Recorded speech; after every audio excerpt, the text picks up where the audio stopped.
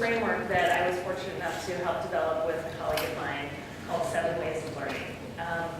We're not going to really be able to get into everything, as we have limited time, but I am going to share with you some overviews of this framework and then dig into some parts a little bit more than others. So as any good teaching and learning person, what are our learning objectives for the next hour? So this is a lot up here, but we actually are going to pretty much get through this. We're going to have some time for people. Hopefully everyone got a handout, and if not, we'll have a chance to pass some more of those out. But I'm actually going to give you some time to articulate for yourselves the big picture for some course that you might have in mind.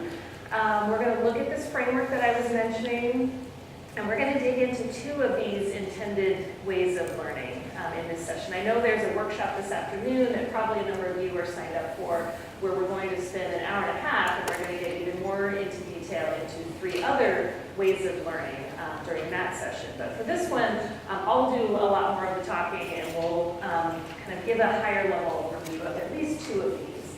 And throughout this, what I hope you can do is, as Greg was saying, kind of connect your own teaching, your own discipline, your own particular scenario that you have in your classrooms with this framework. What some people find when I share this with folks is that it might make them think of something in a new way, but it also might just reinforce what you're already doing. And either of those outcomes is fine. I think the more intentional we are about our teaching, the better.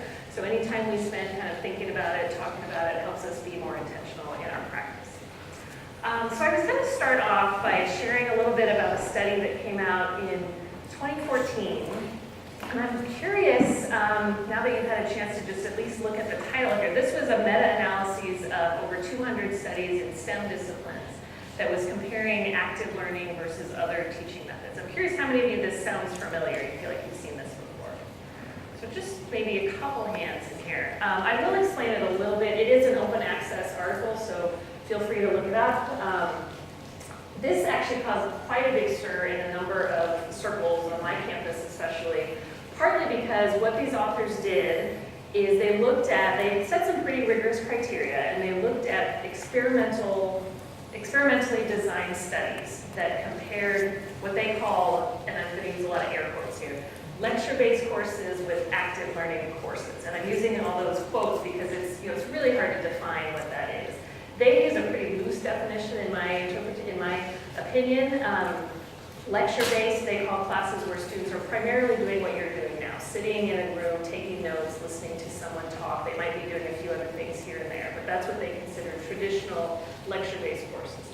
They define active learning, again, pretty loosely. It's where you can be doing almost any kind of teaching that isn't this. That students might be working problems, they might be doing small group work, they might be doing peer instruction, all the way to completely flipping the class, doing problem-based learning, team-based learning, any sort of larger cooperative learning type approach.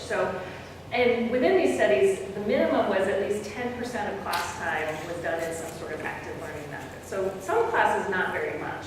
But what they found was pretty overwhelmingly in favor of the active learning classes. I don't have all the details in front of me. Again, you can look it up, but it was, students were, I think, 1.5 times less likely to fail. Grades were an average of 6% higher. What they also found is that students were disproportionately benefited if they came from a more marginalized population. So a lot of women in STEM, students of color in certain classes were disproportionately benefited. So what it did, what the authors concluded from this study, which was why it caused quite a stir, is they said if we treated this study the same way we treat a clinical trial, it would actually warrant to just stop the trial right now and give everyone the treatment. We wouldn't have control groups anymore. We wouldn't be asking the question, should I or shouldn't I? We know now that using active learning methods is so beneficial, we all need to be doing it. The reason why I like to share this study is because what they did conclude is what we now need to talk about is what kind of active learning. Active learning is not one thing. What kind of learning works best for what kinds of learning outcomes and what kinds of courses. And they said, people need to start looking into that question. And I was like, hey, over here, we've been doing this for decades in the education world. And so that's a little bit about what our our framework is about, is trying to help people make those connections between what it is you're trying to do and what kind of teaching methods that you want to do. And I know a lot of you, probably the people that are coming to a lunch like this, are already thinking about it, already experimenting a little bit. And what I found on my campus is a lot of the folks who really want to spend time looking into active learning and looking into the literature and taking a scholarly approach and doing things the right way, they can tend to get a little overwhelmed because there's so much out there. There's so much literature. There's so many buzzwords. You know, in education, we love our buzzwords and our new things, and there's inquiry learning and active learning and learning-centered teaching. You know, I come from the education field, so personally I enjoy spending time in this literature, but I know that for a lot of you, you just want to do some good teaching. You want to do good things in your class. One of my favorite examples is actually in the world of group work, and I'm sure a lot of you probably do groups in your class.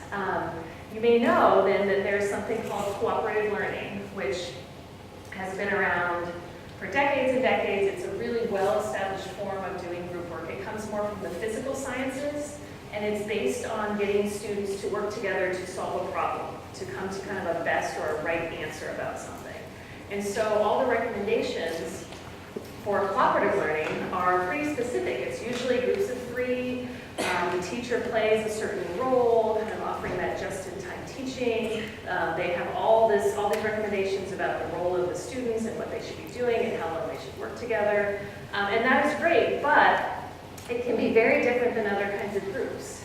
In the world of the humanities, there's something called collaborative learning. And yes, it's just a slightly different term, but it's a very different type of group work. With collaborative learning, the goal is really to have students not solve a problem, but rather think of, say, as many different interpretations of a text as you can come up with, or often to kind of disagree and think differently than the author is stating, or to see how many different perspectives there are that you can explore to truly understand something.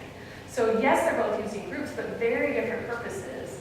And thus the recommendations for the group size and the nature of the task and the role of the instructor can be very different.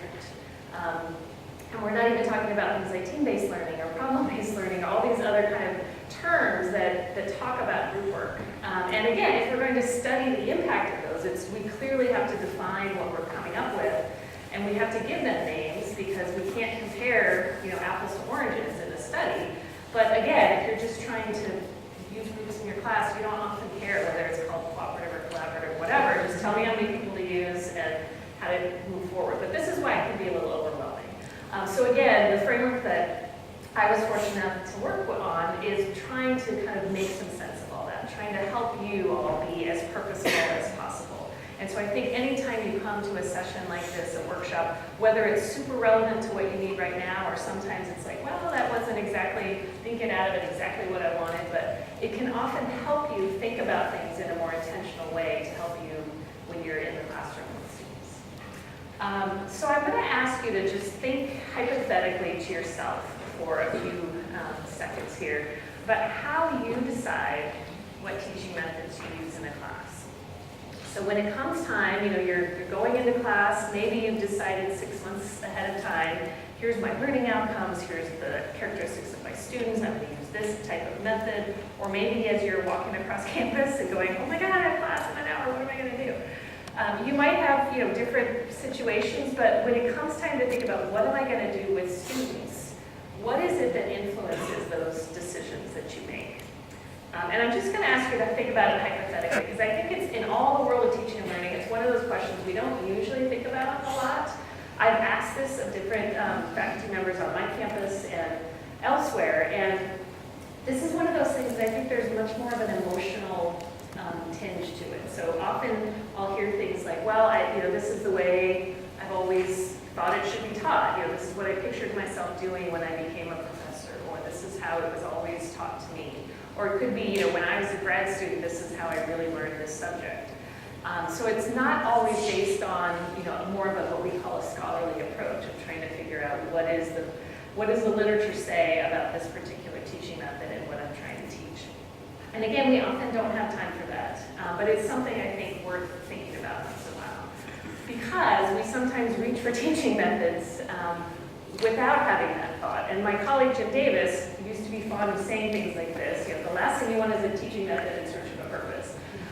When I started working with faculty in kind of the faculty development world, this quote then really rang true to me for a lot of scenarios. Sometimes I would be called to work with a faculty member who would, one example that came on early in my career, and it sounds very simple, but it's just something that stuck with me. It was a faculty member who said, I'm trying to do groups in my class, I'm trying to get the students to talk about things, but it's just not working. It's very slow, and the students they're not liking it, they don't enjoy it, I don't feel like we're getting anywhere. So I came in and observed and talked to him, and I'm kind of like that annoying 3-year-old that could say why to like every single thing that you say when I do faculty consultations, because I just kept saying, well, why? Why are you doing this? Why are you doing it this way? And why is that the choice that you made? And so in talking with him, he'd say, well, why are you having students get in discussion groups? Well, I know I need to do something different in my class, okay, but why the discussion groups? Why did you choose that? Well, I was told I talk too much and I got to let the students talk. So what are you trying to do? Why did you use a discussion group in this realm? Well, I